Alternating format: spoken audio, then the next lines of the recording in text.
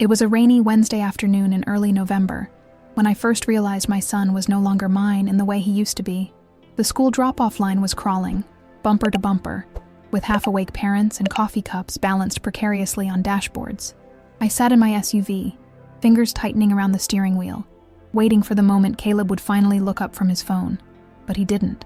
He hadn't said a word that morning. Not at breakfast, not in the car, not even a mumbled bye when he slammed the door behind him on our way out. He just sat there, hood over his head, earbuds in, face glued to the screen. And for some reason, it hit harder than usual. My son, my Caleb, used to run into my arms after school.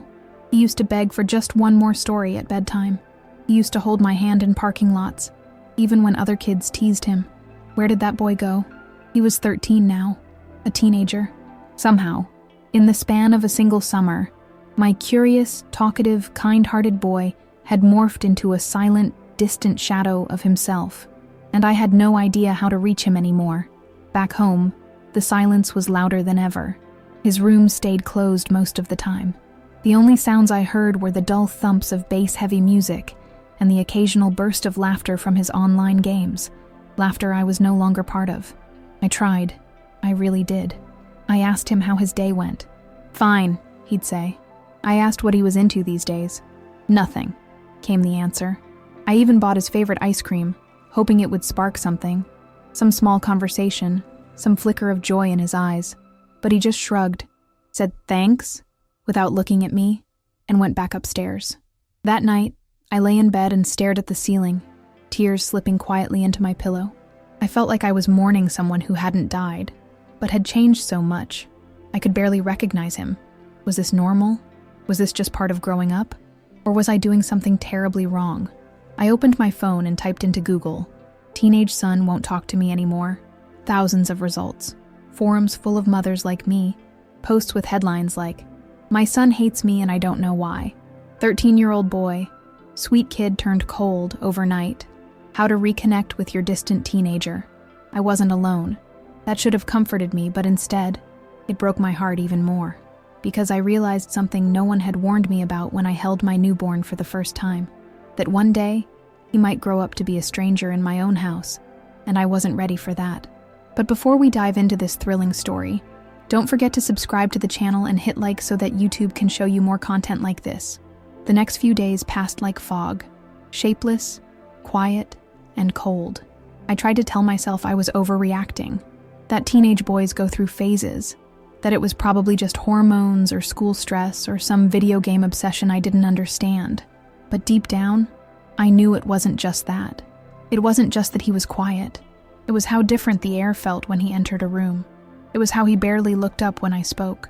It was the invisible wall that had risen between us, thick and unmoving, made of shrugged shoulders and unanswered questions.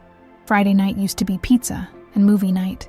We'd make popcorn, argue over what to watch. He always picked action. I'd try to sneak in something with heart, and we'd end up curled together on the couch, halfway asleep before the credits rolled. It was one of those little rituals that made the week bearable. But this Friday, he didn't even come downstairs. I knocked gently on his door. "Pizza's here," I said, trying to sound casual. "Extra pepperoni, your favorite." "Not hungry," he called back.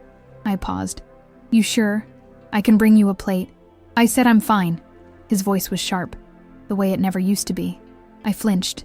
He didn't open the door. I stood in the hallway for a few seconds, holding the paper plate like it might explain something. Like maybe the food would magically fix this. Like I could feed him love and he'd remember me. Eventually, I walked away and ate alone at the kitchen counter, the pizza tasting like cardboard in my mouth. The silence in the house felt punishing, like a punishment for a crime I didn't remember committing. Was I smothering him? Was I too soft? Too strict? Too emotional? The next morning, I found his laundry basket full of clothes, but left untouched in the hallway. I picked it up, carried it to the laundry room, and started sorting through it the way I'd done for 13 years. His t-shirt smelled faintly of sweat and something else, something unfamiliar. A new cologne, maybe. Something musky and older, buried under his hoodie. I found a crumpled piece of notebook paper. Half of it was covered in pencil sketches. Cool, edgy characters that looked like they belonged in a video game. The other half was a list. 1. Don't trust anyone. 2. Keep quiet. 3. Never cry. 4. Get out. I stood there, holding the paper, my heart racing. I didn't know if it was part of some story he was writing or something darker. That evening, I decided to try something new. I baked chocolate chip cookies from scratch, his favorite since he was little. The smell filled the house with warmth and memory.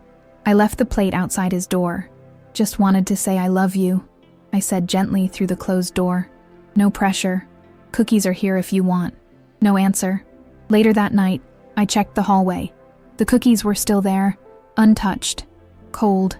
Sunday morning, I reached for an old photo album, the thick, leather-bound kind we used to flip through together while eating pancakes in our pajamas. There he was at 5, dressed as a pirate for Halloween, one eye closed in a squint and a foam sword in his hand.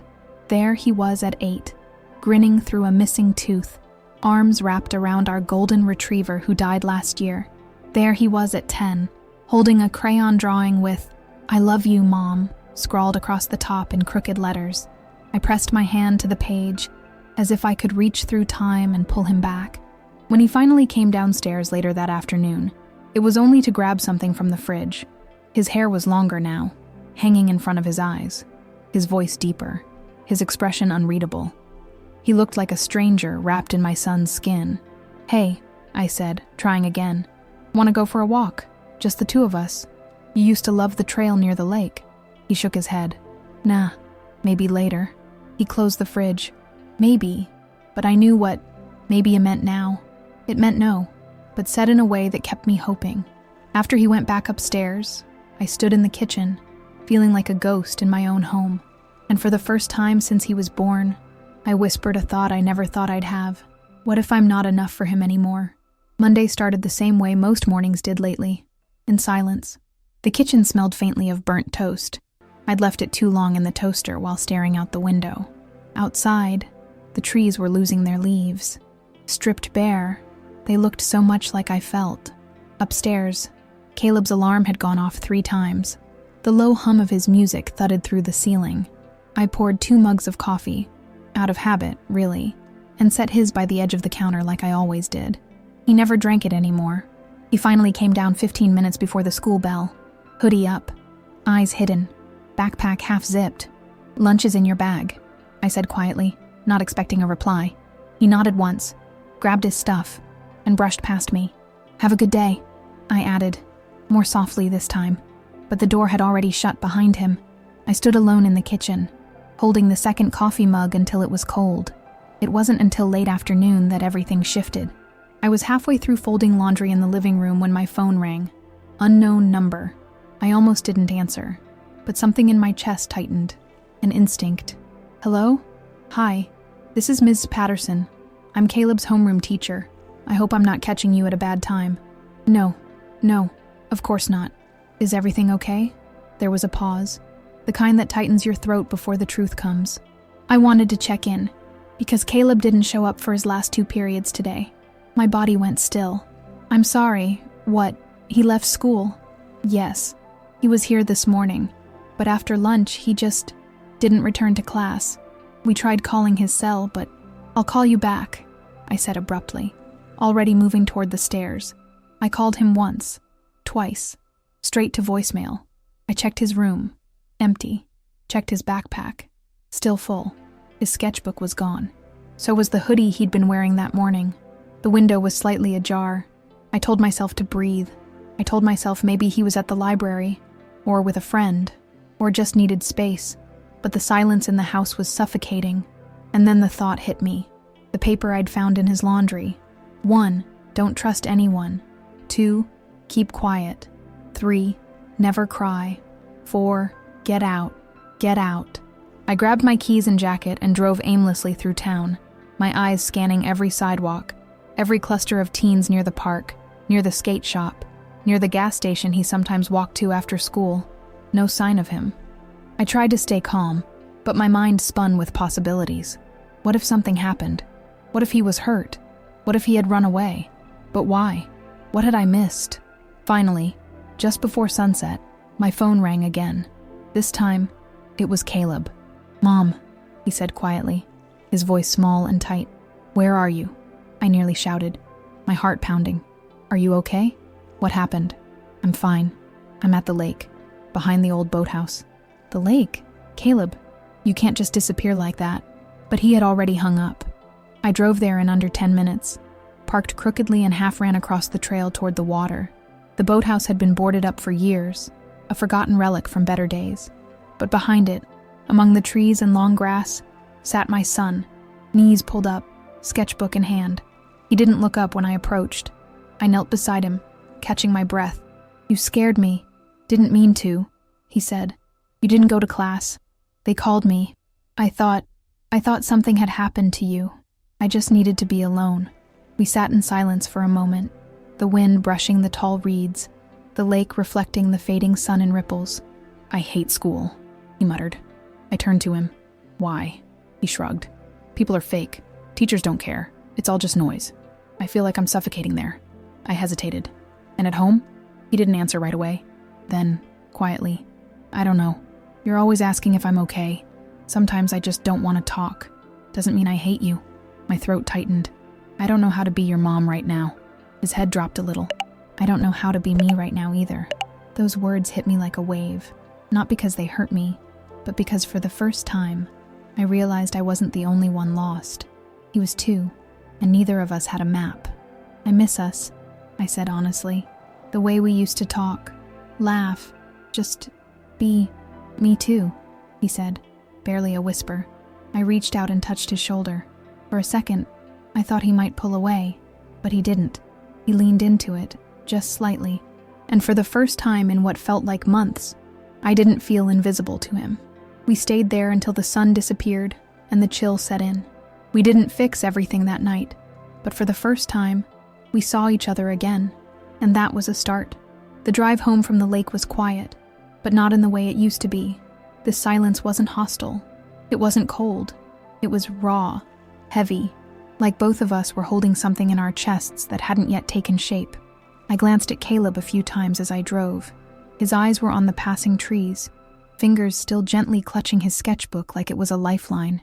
He didn't speak, and I didn't push. I was too afraid that if I tried to reach too far, he'd pull away again. But something had shifted. He was beside me, willingly. And after weeks of drifting in separate currents, that small act felt like a lifeline. When we pulled into the driveway, the porch light flickered on. I used to joke that it was my little lighthouse, always waiting to guide us back. Now, it felt like the only thing that hadn't changed. Inside, the house greeted us with its usual stillness. Caleb kicked off his sneakers and went straight upstairs. No slamming door this time, just a quiet click. I stood in the kitchen, hands braced against the counter, staring at the cookie plate still untouched from days ago. The weight of everything hit me then. The ache of watching your child unravel and not knowing how to hold the threads. That night, I didn't sleep. I kept thinking about what he'd said at the lake. I don't know how to be me right now. Was he being bullied? Was he depressed? Was it just normal teenage chaos or something deeper? Something I'd missed? The next morning, I made pancakes. Not frozen ones, real ones. From scratch. The kind I used to make when he was younger and sick in bed. I added blueberries, because he'd loved them once. He came down slower than usual, still in his hoodie, but his face looked less guarded. "You made those?" he asked, gesturing to the plate. "Yep," I said, pretending it was no big deal. "Thought you might want a real breakfast." He sat down, took a bite, nodded. "They're good." That one word, good, felt like a miracle. As he ate, I dared to sit across from him. "I meant what I said last night," I told him gently. "I miss you, and I'm here, whenever you're ready to talk. About anything." He didn't look up right away, but then he reached into his backpack and slowly pulled out the sketchbook. "I've been drawing more," he said. I smiled. "I always thought your drawings were incredible." He hesitated before sliding the book toward me. "There's something I want to show you, but you have to promise not to freak out." My heart thudded. "Okay," I said cautiously. "I promise." I opened the book. At first, it was just pages of beautifully detailed characters, shaded faces, creatures with wings and scars, expressions full of rage, sadness, power. Then I turned to a page where the drawings changed. A boy stood alone in the middle of a crowd, all the people around him with blank faces. Another page showed a person curled up in a corner, scribbled shadows around them, a speech bubble above their head that simply read, "Why can't I say it?" Then I found the last page. It was different, just one large word in the center, surrounded by lightning bolts and question marks. Bye? My fingers froze on the page. My breath caught. He was watching me closely now, eyes tight, like he was waiting for a storm to hit.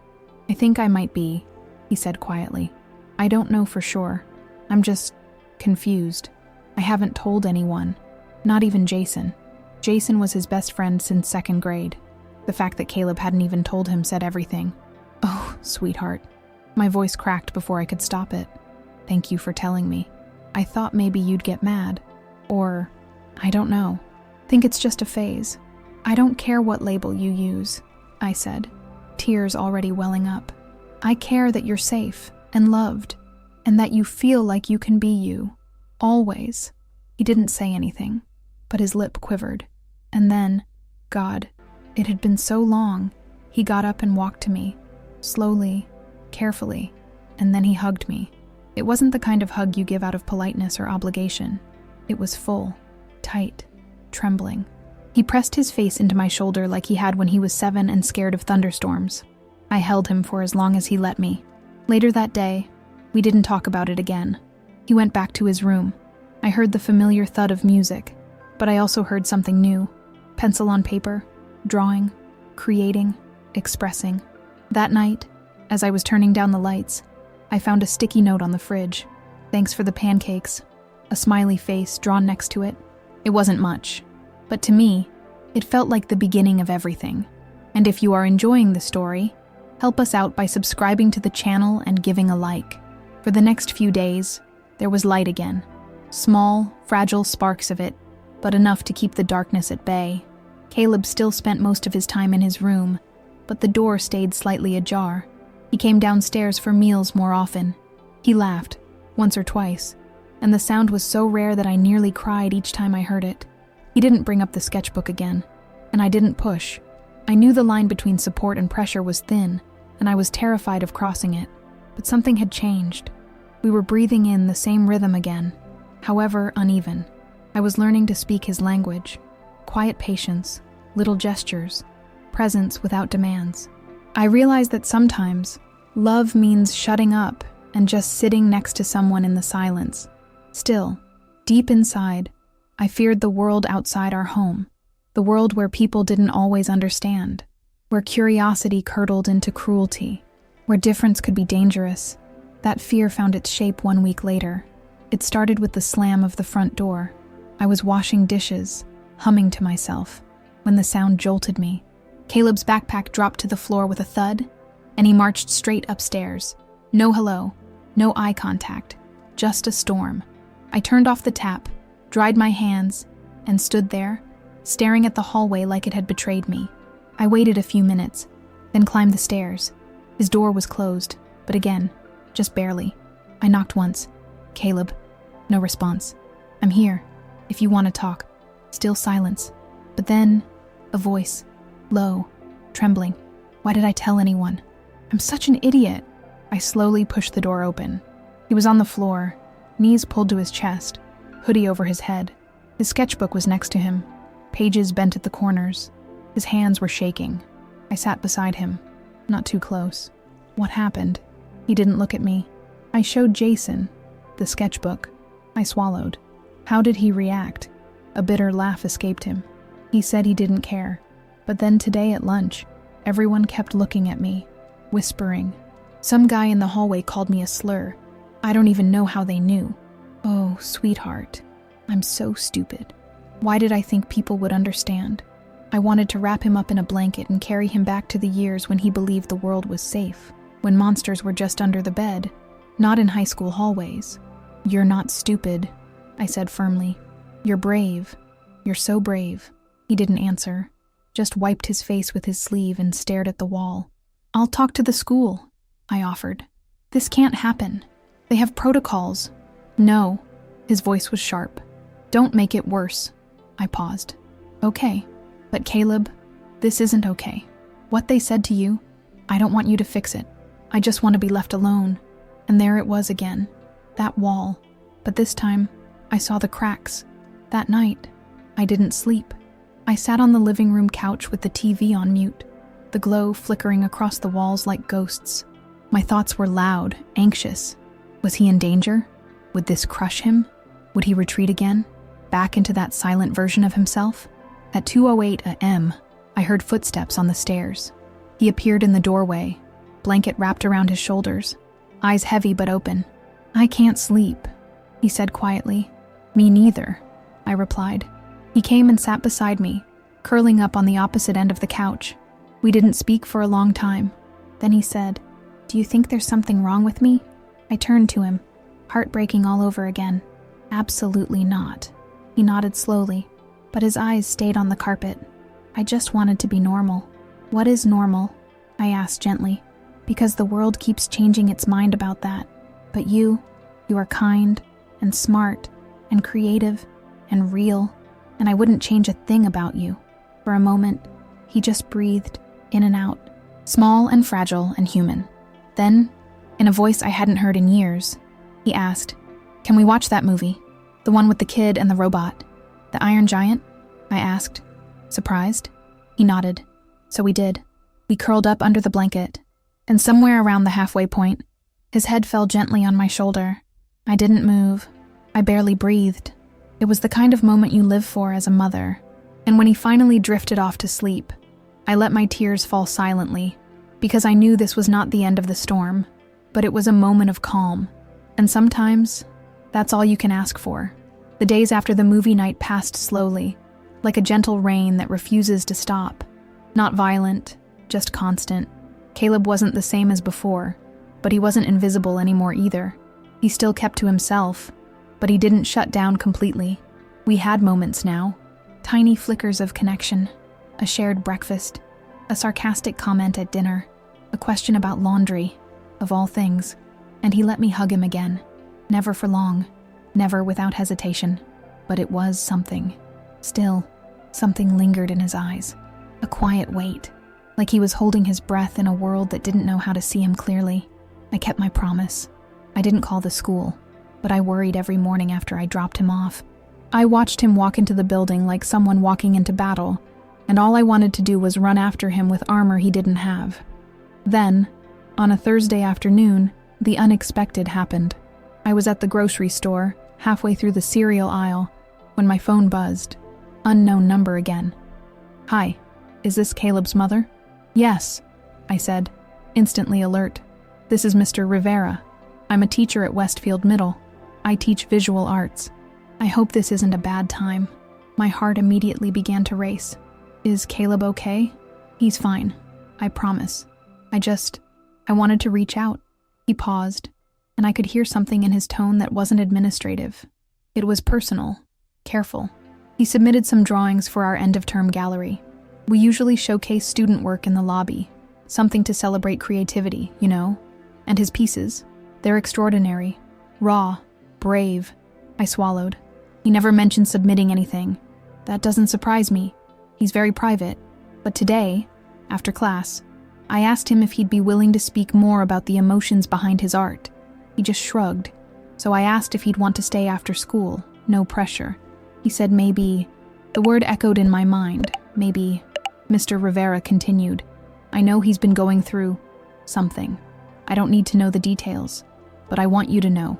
He's got something special, a voice, and I'd like to help him find it, if that's okay with you." I felt tears prick at the corners of my eyes, not from sadness, but from the rare, beautiful relief of knowing someone else saw him. "That's more than okay," I whispered. "Thank you, truly." We hung up, and I stood there in the cereal aisle, blinking back tears while an old woman passed by with oatmeal in her cart. It was strange how the world just kept going, even in moments when your entire soul felt like it was cracking open. That evening, I didn't tell Caleb about the call.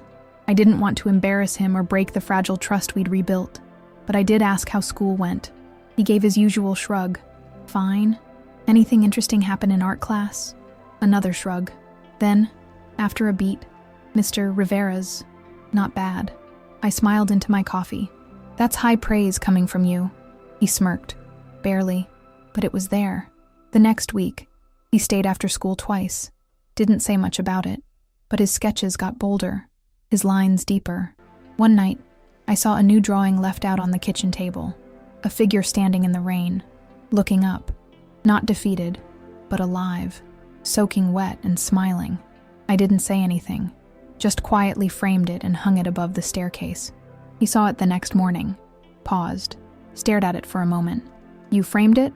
he asked, voice low. "I wanted to honor the artist," I said simply. He looked at me, really looked at me, and gave a soft nod before grabbing his backpack. That Friday, Mr. Rivera emailed again. He wanted to let me know about an upcoming student showcase, an optional one, where students could present their work in person and speak to the themes behind their pieces. He said Caleb had agreed to be featured, but was undecided about speaking publicly. "I won't push him," he wrote, "but I see something in him. I think he's learning to see it too." The night of the event, I dressed in a navy blouse Caleb used to call the fancy one. I didn't know if he wanted me there, but I showed up anyway. The school gym was transformed. Student paintings lined the walls. Sculptures stood on pedestals, and parents wandered between them, murmuring admiration and taking photos. Caleb's work was displayed at the far end, 3 sketches side by side. One was the lonely boy in the crowd, another was the curled-up figure in the dark corner, and the last was the one I'd framed, him in the rain. There was a small placard beside it. The title read, "Becoming," and underneath, in Caleb's handwriting, "This is about figuring out who I am, even when it's hard, even when I'm scared, even when people don't get it. I'm still becoming." I stood there, hand over my mouth. He didn't speak that night, didn't stand at the mic like some of the others, but he didn't need to. His work said everything. When it was over, he met me near the parking lot. "You came," he said, not meeting my eyes. "Of course I did." He paused. "Did it look okay?" "It was beautiful." He shifted, kicked a pebble near his shoe. "Mr. Rivera said something today. He said the hardest part of growing up is realizing you're not always the version of yourself people expected." I nodded. "He's right." Caleb looked up at me then, eyes clear, shoulders steadier than I'd seen in months. "I think I'm okay with that." And in that moment, I realized I wasn't just witnessing my son return to me, I was watching him become. The days after the art showcase felt different, not in a loud, dramatic way, but like something had shifted in the air between us. It was in the way Caleb carried himself, a little taller. It was in how he paused before answering, choosing his words with more thought, like he was hearing himself speak for the first time. And it was in the way I stopped walking on eggshells around him. We had survived the silence. We had faced the darkness together. And now, we were learning to live in the in-between spaces, the ones filled with half-conversations, small victories, and the occasional misstep that no longer felt like the end of the world. But healing, I learned, wasn't a straight line. One Thursday afternoon, Caleb came home with a heavy silence. I was at the sink, peeling carrots for dinner, and I knew something was wrong. He didn't say anything until I asked, "Rough day?" He shrugged. "Kinda." I didn't press. We sat at the table later, quietly eating pasta. Halfway through, he said, "Jason and I aren't really talking anymore." I looked up, surprised. "Oh." He pushed the noodles around his plate. "He's not mean or anything, just distant. He barely says hi at school now. I think he's weirded out." I wanted to scream. How dare that boy shrink away from mine? But I kept my voice soft. "I'm sorry, Caleb. That hurts." He nodded. I thought he'd be the one person who'd get it. I set down my fork. Sometimes people surprise us, in the worst ways. It's not your fault. "Yeah, I know," he mumbled, but his voice cracked on the last word. He rubbed his eyes quickly and changed the subject.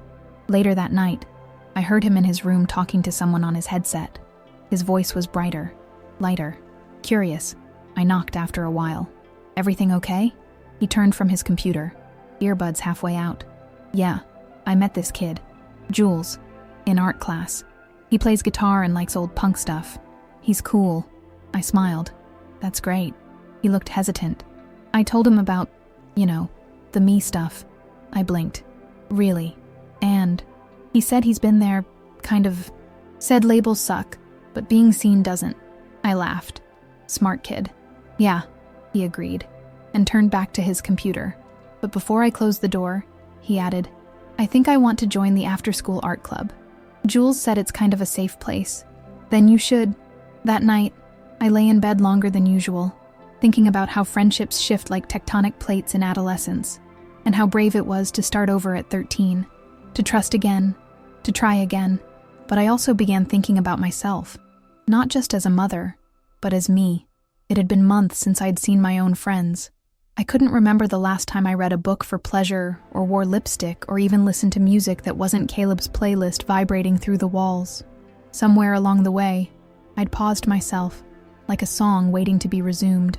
The next morning, while Caleb was at school, I wandered into the little bookstore downtown.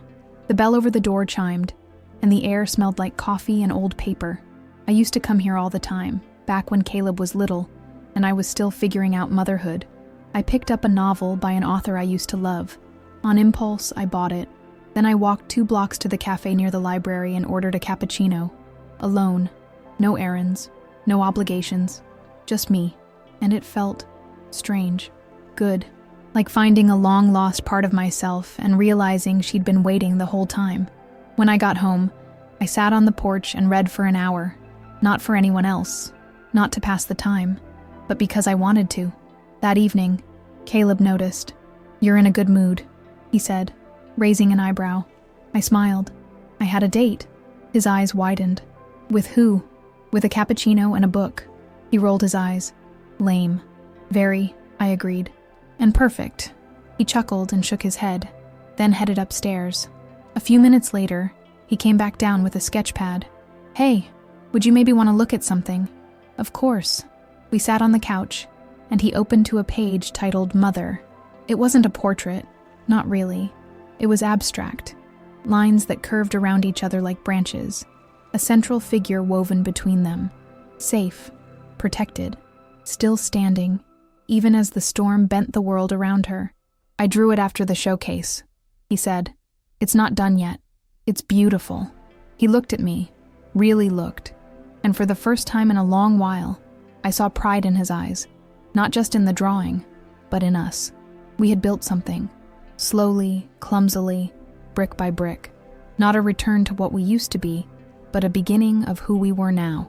And somewhere in all of that, we had learned the most unexpected lesson of all, that sometimes the spaces between us are not voids to fear, but bridges waiting to be built.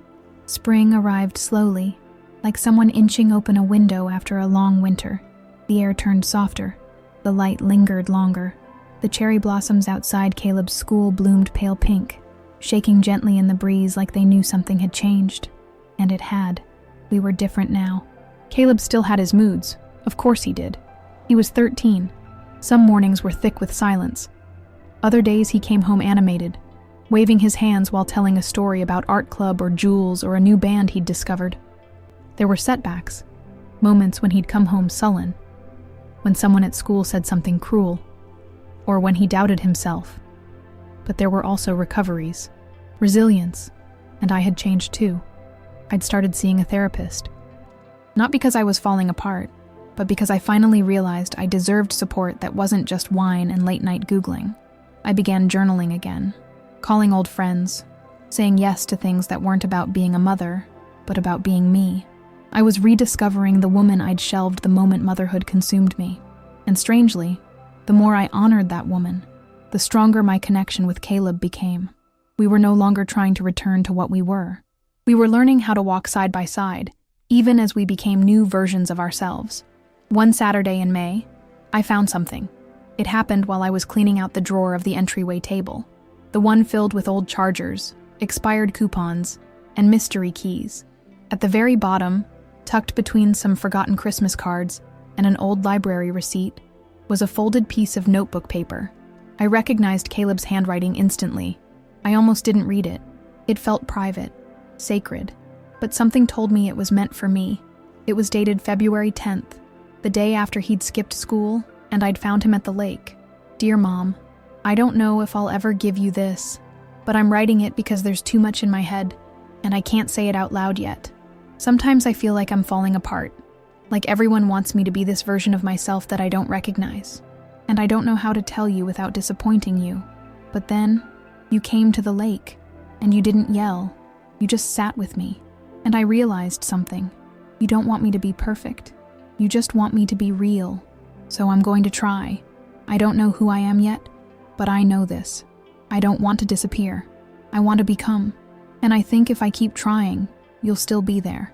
Thank you for not giving up on me. Love, Caleb.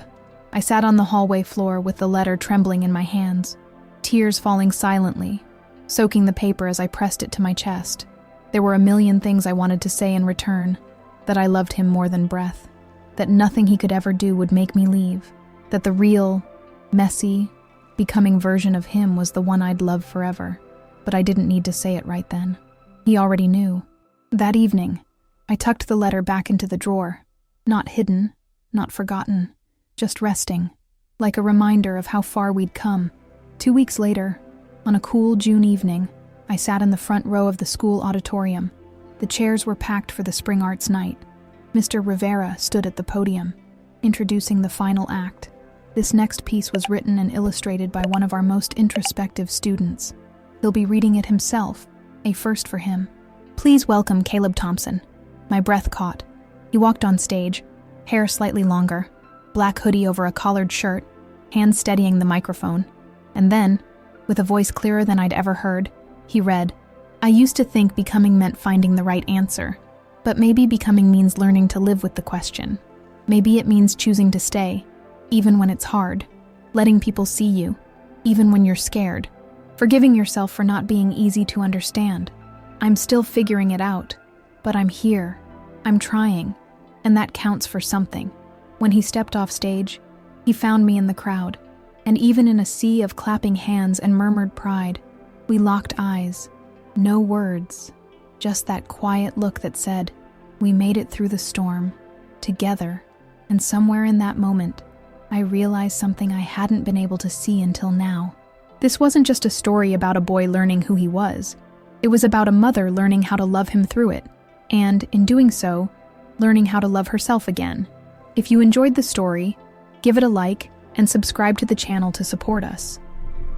We'd also love it if you left a comment telling us which city you're listening from and whether you identified with this mother in any way. Have you ever gone through something similar to this story? If you can, share it with another mother who might be needing this dose of affection and hope. You are very important to us, and we thank you for being part of this community of reflection and love.